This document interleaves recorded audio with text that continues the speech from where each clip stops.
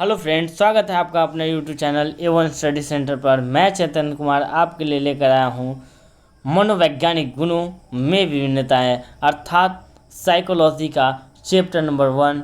आज हम जानेंगे कि साइकोलॉजी के चैप्टर नंबर 1 आपके बोर्ड एग्ज़ाम को ध्यान में रखते हुए कितना महत्व रखता है, क्योंकि इसमें बुद्धि से संबंधित बातों को पढ़ना है, सृजनात्मकता से संबंधित बातों को पढ़ना है। इसमें यह पढ़ना है कि कैसे मनोवैज्ञानिक गुणों में व्यक्ति एक दूसरे से भिन्न होते हैं।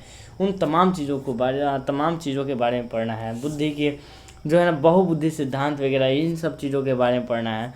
तो यह चैप्टर आपके लिए जो है ना बहुत इंपॉर्टेंट रखता है। आइए देखते हैं इसमें क्या क्या और भी चीज़ आपको पढ़ने हैं। शुरू करते हैं।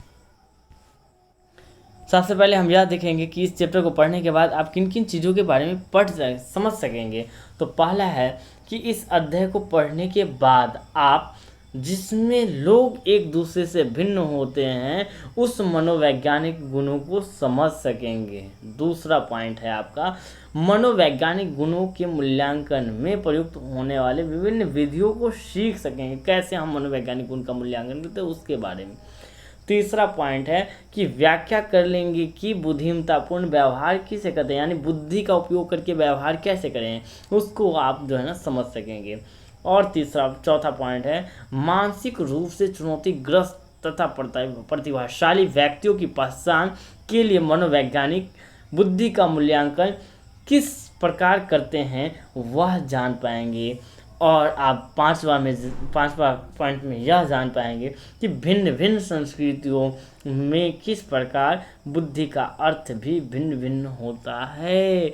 कहने का मतलब कि संस्कृति बदल जाने से बुद्धि कैसे बदल जाता है उसको भी जान सकेंगे। और यह भी जान सकेंगे कि बुद्धि तथा अभिक्षमता के विभेद क्या उसमें दोनों में अंतर है उसको समझ सकेंगे। आइए आज हम इसके परिचय को देखते हैं। परिचय में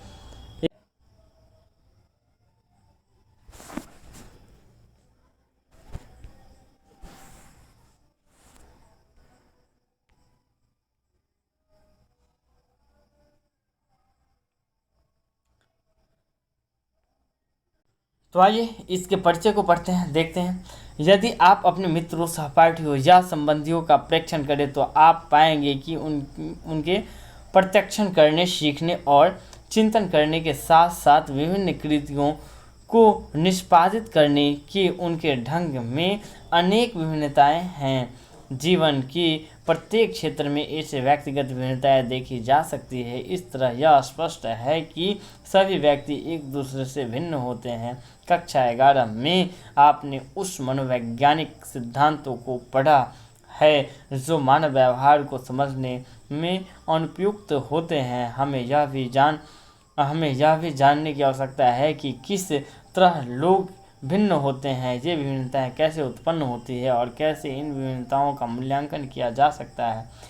आपको स्मरण होगा कि कैसे गाल्टन के समय से ही व्यक्तिगत विभिन्नताओं का अध्ययन आधुनिक मनोविज्ञान का मुख्य अध्ययन क्षेत्र रहा है। इस अध्याय के माध्यम से व्यक्तिगत विभिन्नताओं की कुछ मूल बातों से आप परिचित होंगे। बिल्कुल, हम जानते हैं कि हमारे प्रत्येक मित्र उसका सोचने, समझने, निर्णय लेने, तर्क देने का तौर तरीका, हर कार्य का निष्पादन करने का जो तरीका है वो अलग है। अर्थात हम कह सकते हैं कि हमारा मित्र हमसे बिल्कुल अलग है। वह उसका बोलने, उसके चलने, उसके रहन सहन, उसका खान पान, उसका पहनावा ओढ़ावा, उसका सोच, उसका जो है ना व्यक्तित्व हमसे भिन्न है। तो वह हर चीज़ में हमसे भिन्न होगा। यह मनोवैज्ञानिक गुणों के माध्यम से ही हम उसे समझा सकते हैं। इतना ही नहीं, हम कुछ और चीज़ों को भी इसमें अध्ययन करेंगे। आइए देखते हैं। जैसे मनोवैज्ञानिकों के लिए रुचिकर प्रमुख मनोवैज्ञानिक गुणों में से एक बुद्धि है। कहने का मतलब कि आपको पहले ही बताया कि यह चैप्टर जो है ना बुद्धि के इर्द गिर्द ही घूमेगा। उसका केंद्र बिंदु वही बुद्धि होगा, इसलिए हमें इसमें विशेष रूप से बुद्धि का अध्ययन करना है। आगे देखते हैं। लोग एक दूसरे से जटिल विचारों को समझने, पर्यावरण से अनुकूलन करने, अनुभव से सीखने, विविध प्रकार की तर्कनाओं में व्यस्त होने तथा विविध बाधाओं पर विजय प्राप्त करने की योग्यता में एक दूसरे से भिन्न होते हैं। इस अध्याय में आप बुद्धि के स्वरूप, क्या क्या देख लीजिए, फिर से देखिए। बुद्धि केंद्र बिंदु बना हुआ है, बुद्धि के स्वरूप, बुद्धि संप्रत्यय की बदलती परिभाषाएं, बुद्धि में संस्कृति विभिन्नता है, यानी बुद्धि और संस्कृति एक दूसरे से कैसे संबंधित है, एक दूसरे से कैसे अलग है और कैसे एक दूसरे को प्रभावित करते हैं, उन चीज़ों को भी पढ़ेंगे। लोगों की बौद्धिक क्षमताओं की सीमा और उसमें विचलन और विशिष्ट योग्यताओं या अभिक्षमताओं की प्रकृति के बारे में भी हम पढ़ पाएंगे। यानी यह तो इसका परिचय रहा है। हम इन तमाम चीज़ों को, तमाम बिंदुओं को इस अध्याय में पढ़ेंगे और एक एक प्रकार से एक एक चीज़ों को जो है ना खंगाल कर रखेंगे और देखेंगे कि क्या यह हमें बताना चाह रहा है। तो आइए, इसका पहला टॉपिक जो है मानव प्रकारों में व्यक्तिगत विभिन्नता, इसको हम लोग देखते हैं और किस प्रकार से यह जो है ना एक दूसरे से अलग है उसको समझने का प्रयास करते हैं। तो आइए देखते हैं, मानव प्रकारों में व्यक्तिगत विभिन्नता को ही देखते हैं। जैसे विभिन्न प्रजाति के प्राणी में तथा किसी एक ही प्रजाति के प्राणियों में समान ढंग की व्यक्तिगत विभिन्नताएं पाई जाती है। भिन्नताओं के कारण ही प्रकृति में आकर्षक तथा सौंदर्य होते हैं। एक क्षण के लिए अपने चतुर्दिक ऐसे जगत की कल्पना करें जिसमें जरा सोचे कि सभी वस्तुएं एक ही रंग की, लाल या नीली अथवा हरी हो तो दुनिया कैसे लगेगी। निश्चित ही वह सुंदर नहीं होगी। पूरी संभावना है कि आपका उत्तर नहीं होगा और ना आप ऐसे संसार में रहना चाहेंगे। वस्तुओं की तरह ही मनुष्य में विभिन्नताएं पाई जाती है। प्रत्येक व्यक्ति में विभिन्नताएं विशेषकों का सम्मिश्रण होता है। प्रत्येक व्यक्ति में भिन्न भिन्न विशेषकों का सम्मिश्रण होता है। अर्थात हम यह कह सकते हैं कि मनुष्य जो है वह अपनी ही प्रजाति की बात करे या किसी अलग प्रजाति की बात करे या अपने जो है ना आसपास के मित्रों की बात कर ले, हर व्यक्ति एक दूसरे से क्या होता है, भिन्न होता है। उनमें अलग अलग गुण पाए जाते हैं और अलग अलग गुण जो है वह भी समान मात्रा में नहीं, अलग अलग मात्रा में पाई जाती है। आगे देखते हैं, आगे और क्या इसमें जानना है हमको। इसमें यह भी जानना है कि विचलनशीलता या विभिन्नताएं एक प्राकृतिक तथ्य है और व्यक्ति इसके अपवाद नहीं। प्रत्येक व्यक्ति एक दूसरे से शारीरिक विशेषताओं जैसे लंबाई, ऊंचाई, वजन, शक्ति, बालों का रंग आदि में भिन्न होता है। उनमें मनोवैज्ञानिक विशेषताओं में भी भिन्नताएं पाई जाती है। वे अधिक या कम बुद्धिमान हो सकते हैं, प्रभावी या विनम्र हो सकते हैं, उच्च मात्रा में सृजनशील या बिल्कुल ही सृजनशील नहीं हो सकते तथा जावक या विनिर्वर्तित हो सकते हैं। विभिन्नताओं की सूची बहुत लंबी हो सकती है। किसी एक व्यक्ति में भिन्न भिन्न विशेषकों की भिन्न भिन्न मात्रा हो सकती है। इस प्रकार हम में से प्रत्येक व्यक्ति अद्वितीय होता है।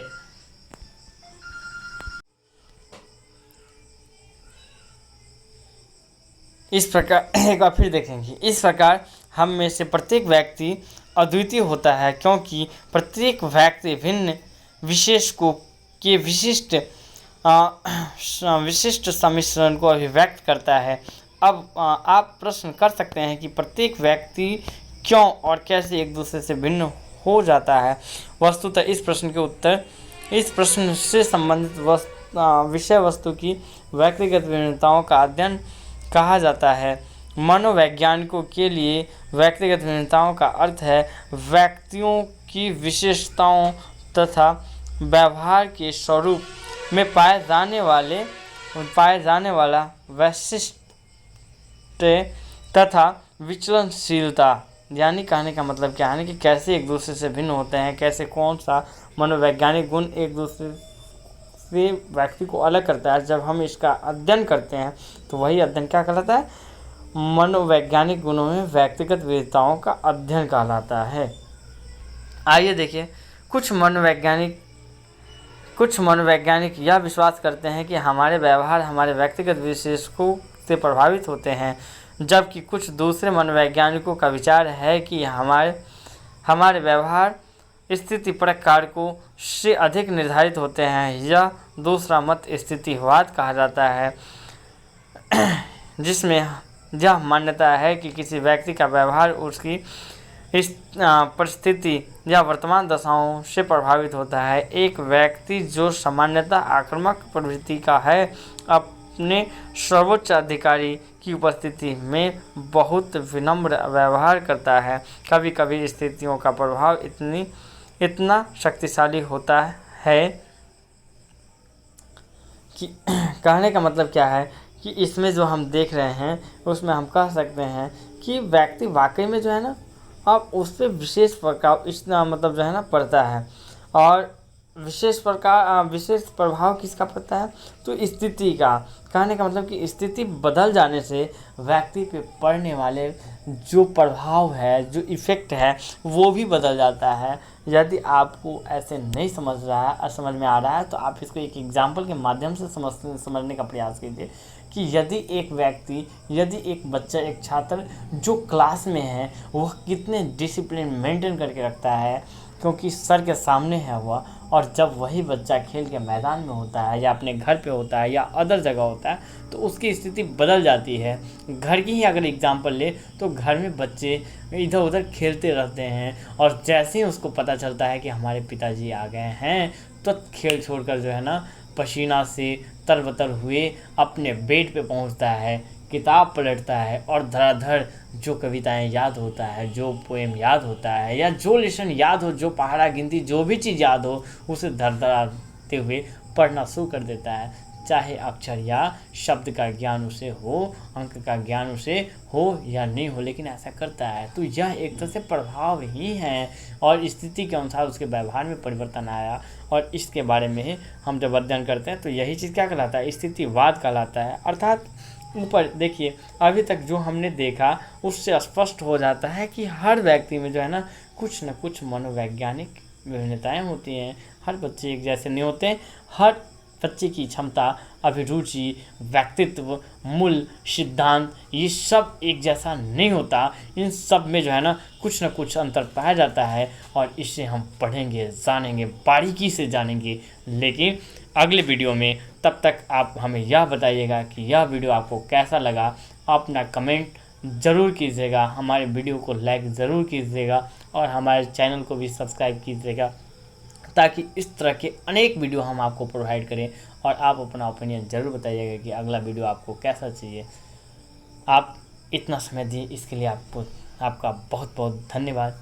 मिलते हैं अगले वीडियो के साथ, तब तक बने रहिए A1 स्टडी सेंटर के साथ। धन्यवाद।